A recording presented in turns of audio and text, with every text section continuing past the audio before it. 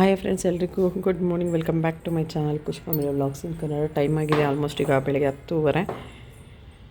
ಮ್ಯಾಟೆಲ್ಲ as usual ಎಲ್ಲ ಒಣಗಾಕಿದ್ದು ಸ್ವಲ್ಪ ಹಸಿ ಇರುತ್ತಲ್ವ. ಇವಾಗ ಈಗ ಥಂಡಿರೋದ್ರಿಂದ ರೂಟೀನ್ ಶುರುವಾಗಿದೆ.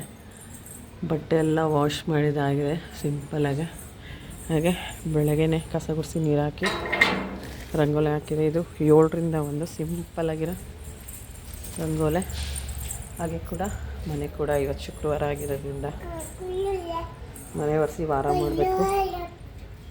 ಹಾಗಾಗಿ ಮ್ಯಾಟೆಲ್ಲ ನೀಟು ಹೊರಗಡೆ ಹಾಕಿದ್ದೀನಿ, ಗಾಳಿಗೆ ಆರಲಿ. ಹಾಗೆ ಕೂಡ ಬನ್ನಿ ಇವೆಲ್ಲ ಕಸ ಗುಡಿಸ್ಬೇಕಿನ್ನು. ಸ್ವಲ್ಪ ಮನೆ ಕೂಡ ಒರೆಸ್ಬೇಕು.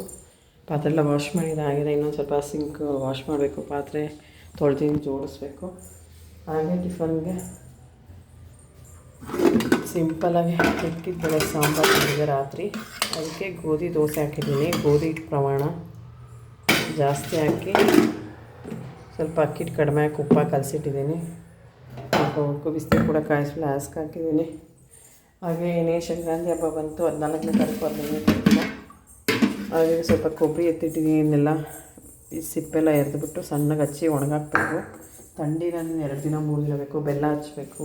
ಕೆಲವೊಮ್ಮೆ ರೆಡಿಮೇಡೇ ತರಿಸ್ತೀನಿ. ಎಳ್ಳು ಒಂದು 100-150 ಗ್ರಾಮ್ ತಂದು ಹುರ್ಕೋಬೇಕು. ಬಿಳಿ ಎಳ್ಳು,